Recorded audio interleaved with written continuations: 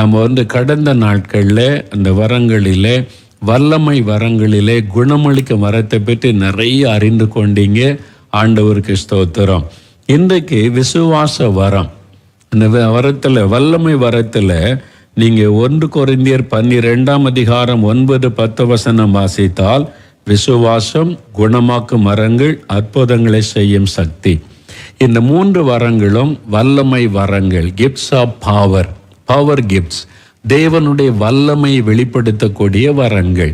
நீங்கள் வியாதியஸ்தருக்காக ஜெபிக்கும் போது தேவ வல்லமை வெளிப்பட்டு உங்களை குணமாக்குகிறது. தேவன் வல்லமை உள்ளவர் என்பதை அறிந்து கொள்ளுவாங்க.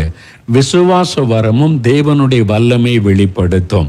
அற்புதங்களை செய்கிற சக்தியும் தேவனுடைய வல்லமையை வெளிப்படுத்தும். இந்த 3 வரங்களும் இணைந்து செயல்படுவதை நீங்கள் பார்க்க முடியும். நான் வருகிற நாட்களில் அதை இந்த பல உதாரணங்களோடு உங்களுக்கு சொல்லும்போது விளங்கிவிடும். குணமளிக்கும் வரங்கள், அந்த விசுவாச வரம் செயல்படாமல் குணமளிக்கும் வரம் செயல்படாது. விசுவாசம் வரம் செயல்படும் போது, அந்த குணமளிக்கிற வரம் செயல்படும் போது விசுவாச வரம் அங்கே செயல்படுகிறது. அற்புதங்களை செய்கிற சக்தி வெளிப்படும் போதும் அங்கே விசுவாச வரம் செயல்படும். அது இணைந்து செயல்படும். அதெல்லாம் நம்ம இன்றைக்கு பார்க்க போகிறோம். சில காரியத்தை இன்றைக்கு முதலாவது பார்க்க போகிறோம். விசுவாச வரம்னு சொல்கிறோமே, ஆனால் இதில் 3 வகையான விசுவாசம் இருக்கிறது. நல்லா விளங்கி கொள்ளுங்க. முதலாவது பொதுவான விசுவாசம், காமன் ஃபெய்த், பொதுவான ஒரு விசுவாசம். 2வது ஆவியின் கனியாகிய விசுவாசம்.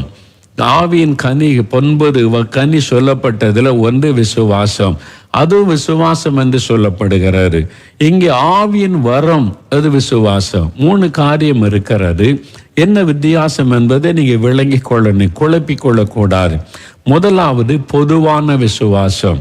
பொதுவாகவே எபிரேயர் 11:6 தெளிவா சொல்லுகிறாரு, கிறிஸ்தவ வாழ்க்கை என்பது விசுவாசத்தை அடிப்படையாக கொண்டது. நல்லா அறிந்து கொள்ளுங்க, விசுவாசம்தான் கிறிஸ்தவத்தினுடைய அடிப்படை. அதான் அஸ்திபாரம். தேவன் மேல விசுவாசம் வைப்பது. அதான் எபிரேயர் 11:6 பாருங்க, விசுவாசம் இல்லாமல் தேவனுக்கு பிரியமாயிருப்பது கூடாத காரியம். ஏனென்றால் தேவனிடத்தில் சேருகிறவன் அவர் உண்டு என்றும் தம்மை தேடுகிறவர்களுக்கு அவர் பலன் அளிக்கிறவர் என்றும் விசுவாசிக்க வேண்டும். இது விசுவாச வரம் அல்ல, இது காமன் ஃபெய்த், எல்லாருக்குள்ளும் இருக்க வேண்டிய ஒரு விசுவாசம். அதைத்தான் வசனம் சொல்ல, விசுவாசம் தேவனுக்கு பிரியமான காரியம். முதல்ல தேவன் ஒருவர் உண்டு, அவர் உண்டு என்பதை விசுவாசிக்கணும். 2வது, நான் ஜெபம் பண்ணினால் என் ஜெபத்தை கேட்டு பலன் தருகிறவர் விசுவாசிக்கணும். அதனால விசுவாசம்தான் கிறிஸ்தவ வாழ்க்கையின் அடிப்படை. அதனால இந்த விசுவாசம் எல்லாருக்குள்ளுமே இருக்கும். இதான் காமன் ஃபெய்த் என்பது. ரோமர் 12:3 வாசிக்கும் போது, தேவன் அவனவனுக்கு பகிர்ந்து அளித்த விசுவாசம் என்று வசனம் சொல்லுகிறாரு. தேவன் அவனவனுக்கு பகிர்ந்து அளித்த விசுவாசம். அப்போ இயேசுவை விசுவாசிக்கிறேன்னு சொல்லுகிற எல்லாருக்குள்ளுமே ஒரு விசுவாசம் இருக்கிறது. தேவன் அவனுக்குள்ள விசுவாசத்தை வச்சிருக்கிறார். எனக்குள்ள விசுவாசமே இல்லைங்கன்னு சிலர் சொல்லுவாங்க. அது தவறு. உங்களுக்குள் இருக்கிற விசுவாசத்தை நீங்கள் சந்தேகப்படுவதுதான் அவிசுவாசம். ஆண்டவர் உங்களுக்குள்ள ஒரு விசுவாசத்தை வைத்திருக்கிறார். அந்த விசுவாசத்தை நீங்க கிரியையில வெளிப்படுத்தினாலே உங்களுக்கு தேவையான அற்புதங்களை பெற்றுக்கொள்ள முடியும். சுகம், விடுதலை, ஆசீர்வாதங்களை பெற்றுக்கொள்ள முடியும். ஏன்னா விசுவாசம் இல்லாமல் தேவனிடத்திலிருந்து எதையும் பெற்றுக்கொள்ள முடியாது என்று வசனம் சொல்லுகிறாரு. அந்த விசுவாசம் உங்களுக்குள்ள இருக்கிறது. உங்களுக்குள்ள இருக்கிற விசுவாசத்தை சந்தேகப்படாதங்க. ரோமர் 12:3. எபிரேயர் 12:1 விசுவாசத்தை துவக்குகிறவரும் முடிக்கிறவருமாயிருக்கிற இயேசு கிறிஸ்து என்று சொல்லப்படுகிறது. அவர் விசுவாசத்தை நமக்குள்ளே துவக்குகிறவர். எப்போ நம்ம வசனத்தை கேட்டு இயேசுவின் நாமத்தை அறிந்து கொள்ள ஆரம்பிக்கும் போது நம்முடைய உள்ளத்தில் ஆவியானவர் விசுவாசத்தை உண்டாக்குகிறார். இயேசுவின் மேல விசுவாசம், தேவன் மேல ஒரு விசுவாசம். அவர்தான் விசுவாசத்தை நமக்குள் துவக்குகிறார். அந்த விசுவாசத்தை கொண்டுதான் நாம் ரட்சிக்கப்படுகிறோம். கிருபையினாலே விசுவாசத்தை கொண்டு ரட்சிக்கப்பட்டீர்கள். விசுவாசம் இல்லாமல் நீங்க ரட்சிக்கப்படவில்லை. அந்த வசனத்தை கேட்கும் போது ஆவியானவர் உங்களுக்குள்ள விசுவாசத்தை தூண்டி எழுப்பி விசுவாசத்தை ஆரம்பித்து வைத்தார். அதனால ரட்சிக்கப்பட்டீங்க. அப்ப விசுவாசத்தை முடிக்கிறவர் என்றால் பூரணப்படுத்துகிறவர் என்று அர்த்தம். நீங்க தொடர்ந்து ஆண்டவருக்குள்ளே வளர வளர உங்களுடைய விசுவாசம் பூரணத்துக்குள்ளே வரும், விசுவாசம் பெருகும், விசுவாசத்தில் பூரணத்துக்குள்ளே ஆண்டவர் நடத்துவார் என்பதாக அர்த்தம். அப்போ பொதுவான விசுவாசம் இருந்தால்தான் நீங்க எது வேணாலும் ஆண்டவர்கிட்ட கேட்டு பெற்றுக்கொள்ள முடியும். மத்தேயு 21:22 வாசித்தால், நீங்கள் விசுவாசம் உள்ளவர்களா ஜெபத்தில் எவைகளை கேட்பீர்களோ அவைகளை எல்லாம் பெற்றுக்கொள்ளுவீங்க. நீங்க சும்மா ஜெபம் பண்ணா பெற்றுக்கொள்ள முடியாது, விசுவாசத்தோடு ஜெபித்தால் தான் பெற்றுக்கொள்ள முடியும். நான் இயேசுகிட்ட ஜெபிச்சேன்னா ஒண்ணு நடக்கலையே, நடக்காது.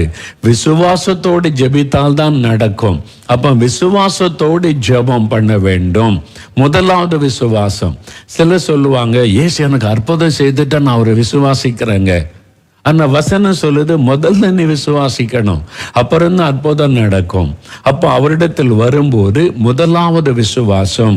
விசுவாசத்தோடு ஜெபிக்கும் போது தான் நம்ம எந்த தேவைகளையும் ஆண்டவரிடத்தில் பெற்றுக்கொள்ள முடியும்.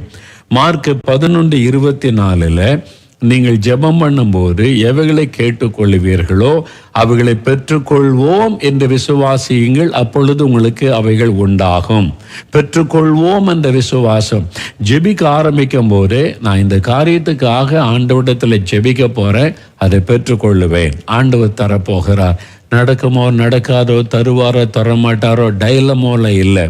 அவிசுவாசத்தோடு அல்ல, இருமனதோடு அல்ல, இருமனதோடு தேவனிடத்தில் வேண்டிக் கொள்ளுகிறவன் எதையும் பெற்றுக்கொள்ள முடியாது என்று வேதம் சொல்லுகிறாரு. ஆனால் அந்த முழு இருதயத்தோட நான் ஜெபிக்க போறேன், ஆண்டவர் தருவார், நான் கேட்க போகிறேன், நான் பெற்றுக்கொள்ளுவேன். அந்த விசுவாசத்தான் மார்க் 11:24 சொல்லுகிறாரு. இந்த விசுவாசம் நமக்குள்ள எப்படி பெருகும்? அதை துவக்குகிறவர் ஆவியானவர். ஆண்டவரை பற்றி கேள்விப்படும் போது, சாட்சிகளை கேட்கும் போது ஆவியானவர் நமக்குள்ளே விசுவாசத்தை துவக்குகிறார். இயேசு கிறிஸ்து தான் பரிசுத்த ஆவியானவர் மூலமா விசுவாசத்தை துவக்குகிறார். அந்த விசுவாசம் பெருகன்னா என்ன பண்ணணும்? ரோமர் 10:17 நீங்கள் வாசிக்கும் போது, தேவனுடைய வசனத்தை கேட்க கேட்க கேட்க விசுவாசம் உங்களுக்குள்ளே பெருகும் என்று வேதம் சொல்லுகிறாரு. அதனால்தான் விசுவாச வார்த்தைகளை கேட்கணும், வசனத்தை கேட்கணும். இந்த சாட்சிகள், வசனம், தேவனுடைய வார்த்தை எப்படி நிறைவேறுகிறது, இதை கேட்க கேட்க உங்களுக்குள்ள விசுவாசம் பெருகும் என்று வசனம் சொல்லுகிறாரு. அதனால தான் யாராவது என்கிட்ட ஜெபிக்க வந்தா முதல்ல கூட்டத்துக்கு வாங்க, வசனத்தை கேளுங்க. அந்த வசனம் கேட்க கேட்க விசுவாசம் பெருகும். அப்போ இயேசு கிட்டத்திலிருந்து அற்புதம் பெறுவது ரொம்ப சுலபம். முதலாவது விசுவாசம்.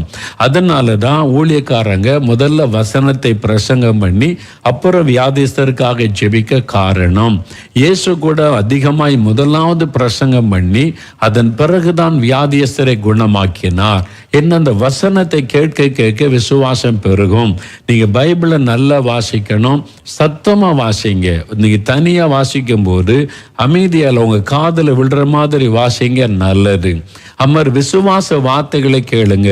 அற்புதம் கிடையாது, அது கிடையாது, இது கிடையாதுன்னு தப்பான உபதேசம் பண்ணவங்களை கேட்டீங்க, உங்க விசுவாசமே போயிடும். அவ்வளவுதான். அவங்களுடைய விசுவாசத்தை பாதிக்கிற மாதிரி இந்த பைபிள் வச்சுட்டு பேசுகிற நிறைய ஊழியக்காரங்களை பிசாசு எழுப்பி வச்சிருக்கிறான். உங்க விசுவாசத்தை கெடுத்துருவான். அதனால தான் கண்ட பிரசங்கத்தை கேட்காதங்க. கண்ட அவர் செய்து இவர் செய்துன்னு, அவர் யார், என்ன ஊழியம் செய்கிறார், அவர் மூலமாக இயேசு மகிமைப்படுறாரா, வசனத்தின்படி காரியம் நடக்குதான்னு ஆராய்ந்து பார்த்து நீங்கள் கன்ஃபார்ம் பண்ண பிறகு அந்த பிரசங்களை கேளுங்க. இல்லாட்டா அது உங்களுடைய விசுவாசத்தை உடைத்து குலைத்து விடும். சரியா?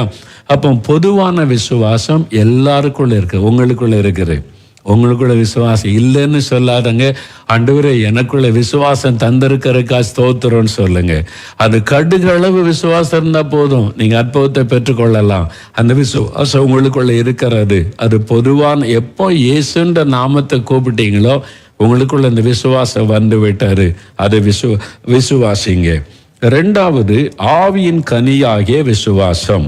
இது கலாத்தியர் 5:22 வாசிக்கும் போது, ஆவியின் வரங்கள் என்று 9 காரியம், இந்த 9 சேர்ந்ததுதான் ஒரே கனி. ஆவியின் கனியோ 22 பாருங்க, ஆவியின் கனியோ அன்பு, சந்தோஷம், சமாதானம், நீடிய பொறுமை, தயவு, நற்குணம், விசுவாசம், அப்புறம் சாந்தம், இச்சையடக்கம். இந்த 9 சேர்ந்துதான் ஆவியின் கனி.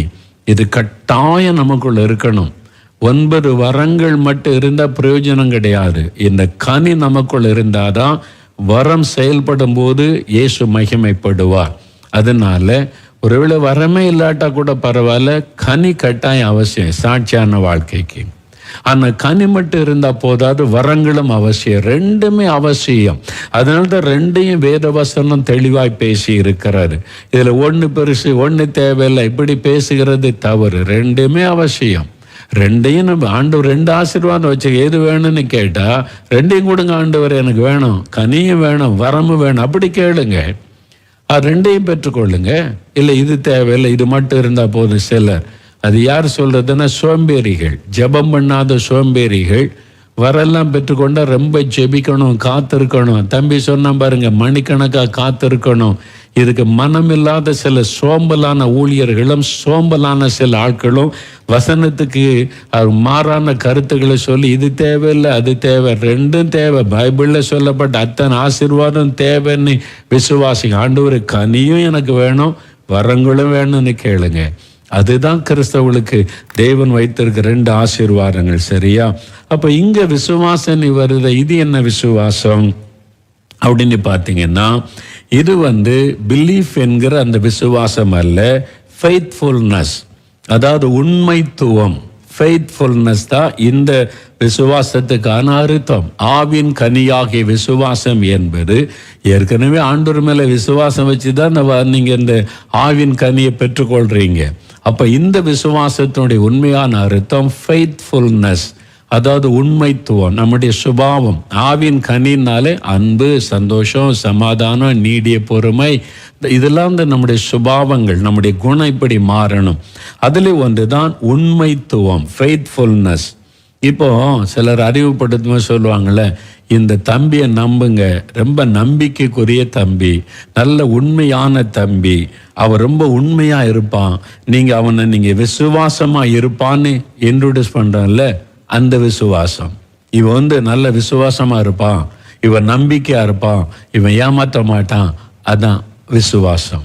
இங்கு ஆவியின் கனி என்கிற விசுவாசம் என்பது உண்மைத்துவம். இவன் யாரையும் ஏமாற்ற மாட்டான், உண்மையா இருப்பான். அப்போ அந்த குறிப்பது தான் விசுவாசமா இருப்பான் அப்படின்னு நம்ம பேச்சுவாக்கில் சொல்றோம்ல, அதுதான் இந்த விசுவாசம், இந்த குணம், நம்முடைய சுபாவம்.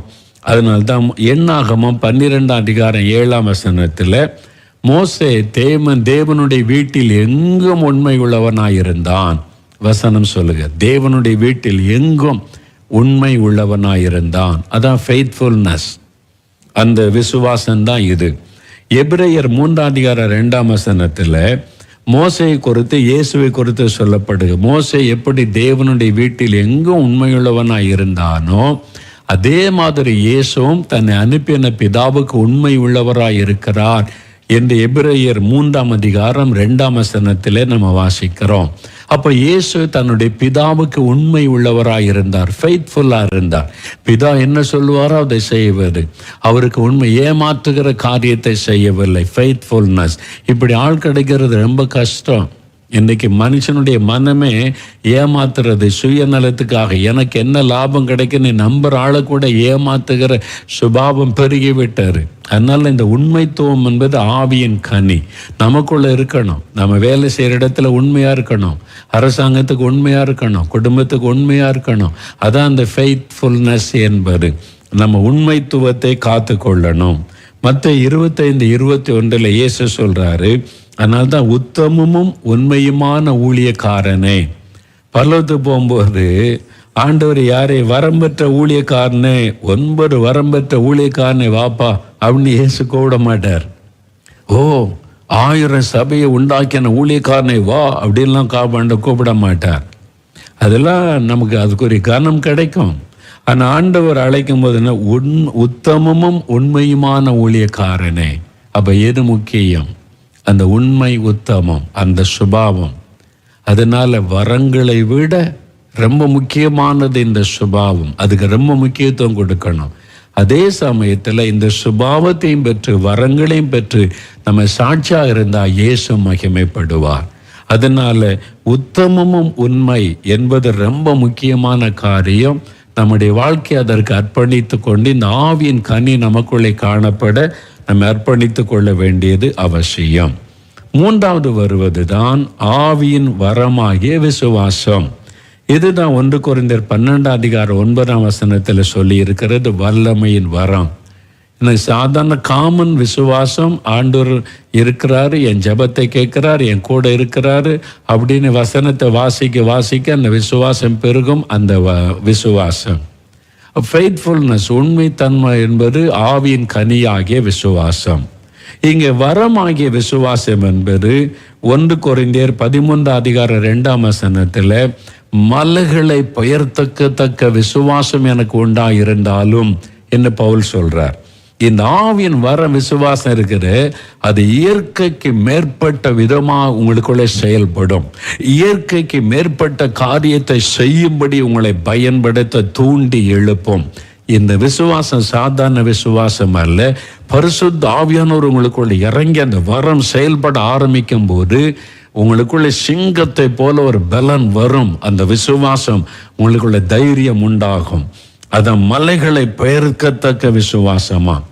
இயேசு கிறிஸ்துக்குள்ள அந்த விசுவாசம் பாருங்க. மார்க் 11 இயேசு தன் சீஷரோடு எருசலேமுக்கு போகும்போது அவருக்கு பசி உண்டாயிற்று. வழியில் இருந்த ஒரு அத்தி மரத்தை பார்க்கிறார். ஏதாவது கனி கிடைக்குமா என்று சொல்லி அவர் தேடி பார்த்தபோது அதில் கனி இல்லை.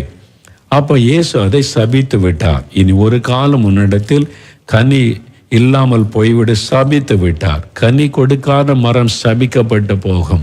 கனி கொடுக்காத கிறிஸ்தவனுடைய வாழ்க்கை சபிக்கப்பட்ட வாழ்க்கை ஆகிவிடும். கனி கொடுக்காத ஊழியக்காரருடைய ஊழியம் சபிக்கப்பட்ட ஊழியமாய் மாறிவிடும். கவனம்.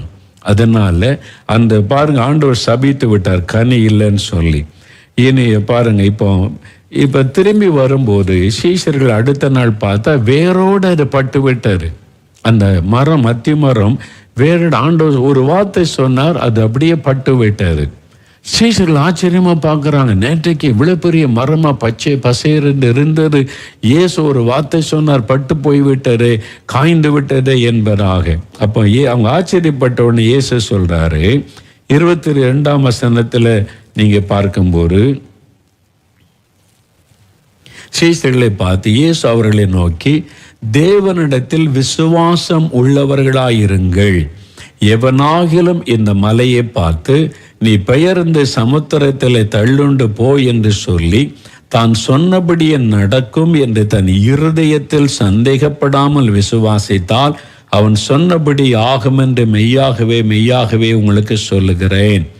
தேவனிடத்தில் விசுவாசமாய் இருங்கள் என்று இயேசு சொல்றார். இந்த விசுவாசம் இதை என்ன சொல்றாங்கன்னா, தேவ மனிதர்கள் காட் லைக் ஃபெய்த், அத தேவனுடைய விசுவாசத்தை போல காட் லைக் ஃபெய்த், தேவனுடைய விசுவாசம் உள்ளவர்கள். இயேசுக்குள்ள எப்படிப்பட்ட விசுவாசம் இருந்ததோ அதே விசுவாசத்தை பெற்றுக்கொள்ளுவர். இயேசுவுக்குள்ள அந்த விசுவாச வரம் செயல்பட்டது. அவர் பரிசுத்தாவினால் நிரப்பப்பட்டு இந்த வரம் அவருக்குள்ளே செயல்பட்டதுனால அந்த விசுவாசம் வித்தியாசமாயிருந்தது. அப்போ தேவனுடைய விசுவாசம் உள்ளவளாயிருங்கள். காட் லைக் ஃபெய்த்தை நீங்க பெற்றுக்கொள்ளுங்கள். தேவனுடைய விசுவாசமாயிருப்பது அது காமன் ஃபெய்த். தேவனுடைய விசுவாசத்தையே நாம் பெற்றுக்கொள்ளுவது விசுவாச வரம். இந்த வரம் செயல்படும் போது என்ன நடக்கும் பாருங்களேன். இயேசுடைய விசுவாசத்தினால நடந்த அந்த காட் லைக் ஃபெய்த்தினால நடந்த விசுவாச வரத்தினால நடந்த சில அற்புதங்களை பாருங்க. யோவான் 5 38 வருஷம் பெதஸ்தா குளத்தினருகே படுத்திருக்கிற ஒரு வியாதியஸ்தனை இயேசு சந்திக்கிறார். அவனை பார்க்கிறார். யோவான் 5 இருக்கிற உங்களுக்கு தெரியும். அவன் 38 வருஷமா படுக்கையில் இருக்கிறான். அவனுக்கு இயேசுவை பற்றியே தெரியலை. இயேசு வந்து நின்று அவனோடு பேசினா, இயேசு ஒன்று கேட்டால் ஒன்று பதில் சொல்கிறான். சுகமாக வேணும்னு விரும்புறியா அப்படின்னு கேட்டால், என்னை குளத்தில் கொண்டு போய்விட யாரும் இல்லைன்றான். இப்போ இயேசு அவனுக்கு தெரியலை, அவனுக்குள்ள விசுவாசமும் இல்லை. ஆனால் இயேசு என்ன சொல்கிறார்? எழுந்திரு, உன் படுக்கை எடுத்துக்கொண்டு நட. இயேசு விசுவாசிக்கிறார், இவன் நடக்க போகிறான், சுகமாக போகிறான். இயேசுக்குள்ளிருந்து அந்த விசுவாசம் வெளிப்பட்ட உடனே, அந்த வார்த்தை, விசுவாச வார்த்தை வெளிப்பட்ட உடனே சுகமளிக்கிற வல்லமை அவனை தொடுகிறது. ஹீலிங் கிஃப்ட் அங்கே கிரியை செய்கிறது, சுகமளிக்கிற வரம். உடனே அவன் சுகம் பெற்று எழும்பி நடக்கிறான். இதைத்தான் 5ஆம் அதிகாரத்திலே பார்க்கிறோம். இயேசு அவனை தொடவும் இல்லை, அவனுடைய விசுவாசத்தை பற்றி பேசவும் இல்லை, விசுவாசிக்கிறான்னு கேட்கவும் இல்லை. இது அவனுடைய விசுவாசத்தில் நடந்ததும் அல்ல. அவனுடைய நண்பர்கள் யாரும் கொண்டு வந்து இயேசுவை கூட்டி கொண்டு வரவும் இல்லை. இயேசுடைய விசுவாசம் அவனுக்குள்ள அற்புதம் கொண்டு வருகிறது. அப்போ இயேசுடைய விசுவாச வார்த்தை வெளிப்படும் போது சுகமளிக்கிற வல்லமை அவனை தொடுகிறது. விசுவாச வரம், சுகமளிக்கிற வரம் ரெண்டும் அங்கே கிரியை செய்யும் போது எழும்பி நடக்கிறார். அதான் ஆவியானவர் செய்கிற ஒரு காரியம். இன்னொன்று அப்போஸ்தலர் 9ஆம் அதிகாரத்தில் பார்த்தீங்கன்னா ஒரு அற்புதம் நடக்கிற அந்த லூக்கா 7ஆம் அதிகாரம், இயேசுடைய வாழ்க்கையில் லூக்கா 7ஆம் அதிகாரத்தில் ஒன்று பாருங்க. இயேசு நாயின் என்று சொல்லப்பட்ட ஊருக்கு வருகிறார். அங்கே மரித்து போன ஒரு வாலிபனை அடக்கம் பண்ண கொண்டு வர்றாங்க. அவனுடைய தாய் ஒரு விதவை அழுது கொண்டே வருகிறாள். இப்போ இயேசு அந்த சவ ஊர்வலத்தை சந்திக்கிறார். அந்த விதவைக்கு இயேசு யாருன்னு தெரியல. இல்லாட்டா இயேசுவை கண்டோன்னு, ஐயா என் மகன் செத்துட்டானே, எழுப்புங்கன்னு கேட்டிருப்பான். அந்த ஊராருக்கும் இயேசுவை பற்றி தெரியல. யாரோ ஒரு மகான் வருகிறார், இயேசுடைய சீஷரோட ஒரு ஊர்வலமாய் வருகிறார். பிரகாசமான முகம், அவருடைய உடை, அவங்களுக்குள்ள யாரோ ஒரு தீர்க்கதரிசி, ஒரு மகான் வருகிற போல பார்த்துருப்பாங்க. ஆனால் யாருமே இயேசுகிட்ட போய் விண்ணப்பம் பண்ணலை, இந்த மாதிரி செத்துட்டான் எழுப்புங்கன்னு கேட்கவில்லை. அந்த தாயும் கேட்கல. ஆனால் இயேசு பாடையை தொட்ட உடனே எல்லாரும் நின்றார்கள். அப்போ எல்லாரும் பார்க்குறான், என்னன்னா யாரோ ஒருத்தர் வந்திருக்கிற பாடையை தொடுறாரு, சுமந்தவர்கள் நிற்கிறாங்க. இப்போ இயேசு சொல்லுகிறார், வாலிபனை எழுந்துரு என்று உனக்கு சொல்லுகிறேன். மரித்து போன வாலிபனோட, செத்து கிடக்கிற பெண்ணத்தோட இயேசு பேசுகிறார். பாருங்க, இயேசு அவர் சொல்லுகிறார், அவள் மேல் 14ஆம் வசனத்தில் ஆண்டவர் சொல்றாரு, அதை சுமந்தவர்கள் நின்றார்கள். அப்பொழுது அவர், வாலிபனை எழுந்துரு என்று உனக்கு சொல்லுகிறேன். என்னங்க செத்து போயிட்டாங்க, நீங்க பேசினா கேட்காதுங்க. எல்லாம் ஆச்சரியமா என்னங்க பெண்ணத்தோட பேசுறாரு இவரு, அவன் செத்து போயிட்டாங்க, உணர்வு இல்லாம கிடக்கிறான். ஆனா இயேசு பெண்ணத்தோட பேசுற, வாலிபனை எழுந்துரு என்று உனக்கு சொல்லுகிறேன். உடனே எழும்பிட்டான். எப்படி? இயேசுக்குள் இந்த விசுவாச வரம் முதலாவது கிரியை செய்து இவன் எழுந்திருப்பான். என் பிதாவனை உயிரோடு எழுப்புவார். இப்ப எழுந்திருப்பான். அந்த விசுவாச வார்த்தையை சொன்ன உடனே சுகமளிக்கிற வரம், உயிர்ப்பிக்கிற வல்லமை அவனுடைய சரீரத்தை தொடுகிறது. அவன் உயிர் பெற்று எழும்பினான். இந்த அற்புதத்தை கண்டாங்க. பார்த்தீங்களா? இன்னொரு காரியம், யோவான் 11ஆம் அதிகாரத்தில் இயேசு லாசருவின் கல்லறை முன்பால வந்து நிற்கிறார். அங்கே நாரி போன சரீரம் 4 நாள் ஆகிவிட்டாரு. இப்ப இயேசு சொல்றார், நீ விசுவாசிக்க கூடுமானால் ஆகும். மாத்தாள் சொல்றாரு அவனுடைய மாத்தாள்கிட்ட, அவ சொல்ற கடைசி நாள்ல உயிரோடு எழும்புமா, இப்ப அவன் எழும்புறதுக்கு சான்ஸே இல்லை. அங்க விசுவாசிக்க யாருமே இல்லை. இயேசுவோட சேர்ந்து விசுவாசிக்க யாருமே இல்லை. நாடி போன சரீரம் அழுகி போச்சுங்க, இனி அவன் எழும்புவானா, இப்படி நம்ம கேள்விப்படவே இல்லை. ஆனா இயேசு சொல்ற, லாசருவே வா வெளியே எழும்பி அப்படின்னு சொல்றார். அப்ப இயேசுக்குள்ள என்ன விசுவாசம்? யாராவது கல்லறைக்குள்ள இருக்க லாசருவை கூப்பிட போறேன்னா, அவங்க எங்க இருக்கான், சரீரம் நாரி போச்சு, அவன் ஆத்மா பரலோகத்துக்கு போயிருக்கிறோம், இனிமே அவ்வளவுதான் என்று சொல்லி. ஆனா இயேசுக்குள்ள என்ன விசுவாசம்? நான் கூப்பிட்டா அவன் வருவான். அந்த விசுவாச வரம் கிரியை செய்கிறது. இது எப்படிங்க அந்த வரம் கிரியை செய்து பின்னால நான் நாளைக்கு விளக்குகிறேன். இந்த வரம் இயேசுக்குள்ள எப்படி வந்தது, நமக்குள்ள அந்த வரம் எப்படி வரும், எப்படி செயல்படும், எப்படி இயேசுக்குள்ள இந்த விசுவாசம் வந்தது, லாசரு நான் சொன்ன வருவான்னு விசுவாசம் எப்படி வந்தது, அதுக்கு எங்க ரூட் இருக்கிறது, நாளைக்கு என்னை தெளிவாக உங்களுக்கு சொல்லி கொடுக்குறேன் இந்த வரம் இயேசுக்குள்ள எப்படி செயல்பட்டது என்று. ஆனால் இப்போ செயல்படுற விதத்தை பாருங்க. இயேசு சொல்ற, லாசருவே வெளியே வா சொல்றாரு. எல்லாரும் பார்க்குறாங்க, என்னங்க இயேசுவுக்கு ஆச்சு? அவன் செத்து போயிட்டாங்க, 4 நாள் ஆச்சு, சரீரம் நாரி போச்சு, லாசருவை வான்னு இயேசு கூப்பிட்டு கொண்டு வருவானா அப்படின்னு பார்த்து கொண்டு இருக்கிறாங்க. இயேசுக்கு மட்டும்தான் தெரியும் அவன் வருவான். மற்றவங்க எல்லாம் என்ன நடக்குது, வருவானான்னு பார்த்து கொண்டே நிற்கிறாங்க. அவங்களுடைய சரீரம் நாரி போச்சுங்க, அவங்க இல்லை. ஆனால் இயேசுக்குள்ள என்ன விசுவாசம்? அதான் காட் லைக் ஃபெய்த், தேவனுடைய விசுவாசம் உடையவுள்ள நாம் இருக்கணும். அந்த விசுவாசம் வரத்தின் மூலமாய் நமக்குள்ளே செயல்படணுமானா நம்ம என்ன செய்யணும்? இயேசுக்குள்ள எப்படி செயல்பட்டது, அதுவும் நீங்க தியானித்தால் அறிந்து கொள்ள முடியும். இயேசு சொல்றார், லாசருவே வா. அந்த விசுவாசம் செயல்பட்ட உடனே சுகமளிக்கிற வரம் கிரியை செய்கிறாரு. உயிர்ப்பிக்கிற வல்லமை லாசரு சரீரத்துக்குள் இறங்குகிறது. நாரி போன சரீரம் புது சரீரமாய் மாறுகிறது. போன உயிர் திரும்ப வருகிறது. அதான் அந்த விசுவாசத்தில் நடக்கிற மிராக்கிள், ஒரு பெரிய அற்புதம் நடக்கிறாரு.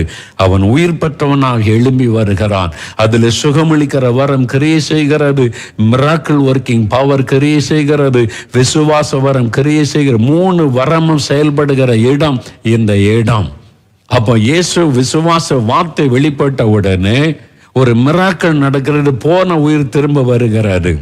அடுத்து ஹீலிங் கிஃப்ட் கிரியை செய்கிறது. சரீரத்தில் நாரி போன உறுப்பெல்லாம் சுகம் அடைந்து நல்ல சரீரமாய் மாறுகிறது. 3 வரமும் செயல்படுகிற இடம் லாசரு தேவன் உயிர்ப்பித்த இடத்துல பார்க்க முடியும். எவ்வளோ அற்புதம் இல்லை? நீங்க தியானிக்க ரொம்ப இன்ட்ரெஸ்டிங்கா இருக்கும். நமக்கு நாளைக்கு, இன்னைக்கு டைம் இல்லாதனால நாளைக்கு இந்த வரம் எப்படி இயேசுக்குள்ள கிரியை செய்துச்சு, இந்த வரம் நமக்குள்ள கிரியை செய்யணும்னா நம்ம என்ன செய்யணும், ஆண்டவர் என்ன எதிர்பார்க்கிறார், தெளிவா நாளை தினத்துல இந்த விசுவாசத்தை வரத்தை குறித்து முழுமையா அறிந்து கொள்ள போகிறோம். ஏன் தெரியுமா? உங்களுக்கு இந்த வரத்தை கொடுத்து உங்க மூலமா செத்தவங்களை கூட கர்த்தர் எழுப்புவார். உங்க மூலமா பல மரித்து போன உறுப்புகளை ஆண்டவர் உயிரடைய செய்வார். நீங்க ஜெபிப்பீங்க, சப்பானி நடப்பாங்க. நீங்க ஜெபிப்பீங்க, செத்து போன காலுக்குள்ள உயிர் வரும். நீங்க ஜெபிப்பீங்க, செத்து போன கிட்னி மறுபடியும் செயல்படும். நீங்க கை வைப்பீங்க, செத்து போன உறுப்புகள் புதிதாக மாறும். இந்த அற்புதம் வெளிப்பட விசுவாச வரம் உங்களுக்குள்ள வந்துட்டா அதுல ஹீலிங் கிஃப்ட் கிரியை செய்யும், அற்புதங்களை செய்கிற சக்தி கிரியை செய்யும். இப்போ இது பைபிள்ல நடந்தது இல்லை, இப்போ சமீபத்தில் உலகத்தில் நடந்த காரியங்களை நான் உங்களுக்கு அந்த காரியங்களை உதாரணத்தோடு உங்களுக்கு விளக்கி சொல்ல விரும்புகிறேன். நாளைக்கு மறந்துடாதங்க. நாளைக்கு கொஞ்ச நேரம் ஜெபம் பண்ணுவோம் சின்சியரா. அதுக்கு பிறகு நம்ம நிறைய நேரம் இந்த விசுவாசத்து வரத்து குறித்து முழுமையாக அறிந்து கொள்ளணும். சரியா? குட்டி பிள்ளைகள், பெரியவங்க எல்லாரும் இந்த வரத்தை பெற்றுக்கொள்ளணும். இப்போ நம்ம ஜெபிக்கலாம். ஆண்டவரே, இந்த மாதிரி வரம் எனக்கு வேணும், இந்த விசுவாச வரம் எனக்கு வேணும் ஆண்டவரே, நான் பெற்றுக்கொள்ள ஜெபிக்கலாமா? எல்லாம் எளிமைன்னு இல்லைங்க, ஜெபம் பண்ணி நம்ம முடிச்சிடலாம். நாளைக்கு ரொம்ப தெளிவாக அறிந்து கொள்ளும். எல்லாம் எளிமைன்னு இல்லைங்க, ஜெபிக்கலாம். கருத்தா ஜெபிக்கணும், கவனமா ஜெபிக்கணும். ஆண்டவரே, உம்முடைய வசனம் எவ்வளோ இனிமையா இருக்கிறப்பா, இந்த வரங்கள் எல்லாம் எவ்வளோ இனிமையா இருக்குது, எனக்கு வேணும், எனக்கு இந்த வரம் வேணும், விசுவாச வரம் வேணும். இயேசுக்குள்ள இருந்த அதே விசுவாசம் எனக்குள்ள வரணும். காட் லைக் ஃபெய்த், தேவனுடைய விசுவாசம் எனக்குள்ள வரணும். இயேசுவின் விசுவாசம் எனக்குள்ள வரணும். அந்த விசுவாச வரம் எனக்குள்ள கிரியை செய்யணும். ஆவியானவரை எனக்குள்ள அந்த வரத்தை செயல்பட வையுங்க. ஜெபிக்கலாமா? எல்லா கண்களை மூடுங்க, எல்லாம் வலதுகரம் வைத்துங்க. ஒரு கையை இருதயத்தில் வைத்துக் கொள்ளுங்க, ஒரு கையை வைத்துக் கொள்ளுங்க, ஒரு கையை இருதயத்தில் வைங்க, ஒரு கையை வைத்துக் கொள்ளுங்க. 2 நிமிஷம் தான் டைம். ஜெபம் பண்ணுங்க. ஆண்டவரே, இந்த விசுவாச வரம் எனக்கு வேணும், இயேசுவின் விசுவாசம் எனக்கு வேணும், எனக்கு இந்த விசுவாச வரம் வேண்டும். ஆண்டவரே, உம்முடைய விசுவாசம் எனக்குள்ளே செயல்படுகிற அந்த ஆவியின் வரமாகிய விசுவாசம் எனக்கு வேணும். அது எனக்குள்ளே செயல்படணும். மரித்தோரையும் எழுப்புகிற விசுவாசம், சப்பானிகளை நடக்க பண்ணுகிற அந்த விசுவாசம், குருடர்களை பார்வையடைய பண்ணுகிற விசுவாசம், ஆண்டவரே, மரித்து போன உறுப்பையும் செயல்பட வைக்கிற அந்த விசுவாசம், அந்த வரம் எனக்குள்ள வேணும். ஆவியானவர் என்னை நிரப்பும், ஆவியானவர் என்னை நிரப்பும். அந்த வரத்தினால் என்னை நிரப்பும், அந்த வல்லமையினால் என்னை நிரப்பும் நிரப்பும் நிரப்பும். ஆண்டவரே, இந்த சிறு பிள்ளைகளை நிரப்புங்க, வாலிபர்களை நிரப்புங்க, ஒவ்வொரு ஊழியர்களையும் இந்த விசுவாச வரத்தினால நிரப்புங்க, ஒவ்வொரு போதகர்களையும் ஒவ்வொரு மெய்ப்பர்களையும் நிரப்புங்க. ஒவ்வொரு ஆராதனையில் அற்புதம் நடக்கணும், ஒவ்வொரு சர்வீஸிலையும் அற்புதங்கள் நடக்கும்படி ஒவ்வொரு ஊழியரையும் இந்த வரத்தினால நிரப்புங்க, வல்லமையினால நிரப்புங்க, அக்னியாய் மாற்றுங்க, அபிஷேகத்தினால் நிரப்புங்க. நாளை தின ஆராதனையிலே அற்புதங்கள் நடக்கணும் ஆண்டவரே, ஆராதனையிலே வல்லமை மகிமை வெளிப்படணும் ஆண்டவரே. இந்த விசுவாச வரம், சுகமளிக்கிற வரம், அற்புதங்களை செய்கிற சக்தி வெளிப்படணும்னு நான் ஜெபிக்கிறேன். ஒவ்வொருவரையும் நிரப்பும், வல்லமையாய் பயன்படுத்தும் ஆண்டவரே. நீரப்படி நிரப்பினதற்காய் ஸ்தோத்திரம் ஸ்தோத்திரம் ஸ்தோத்திரம் ஸ்தோத்திரம். இயேசு கிறிஸ்துவின் நாமத்தில் ஜெபிக்கிறோம் பிதாவே, ஆமேன் ஆமேன். என் ஆத்துமாவே கர்த்தரை ஸ்தோத்திரி, என் முழு உள்ளமே அவருடைய பரிசுத்தமுள்ள நாமத்தை ஸ்தோத்திரி. என் ஆத்துமாவே கர்த்தரை ஸ்தோத்திரி, அவர் செய்த சகல உபகாரங்களை மறவாதே. ஆமேன் ஆமேன். பிரியமானவர்களே, நாளைக்கு என்னை தெளிவா விசுவாசத்தை வர அறிந்து கொள்ளலாம். அதன் பிறகு அற்புதங்களை செய்கிற சக்தி அடுத்த வாரம். சரியா?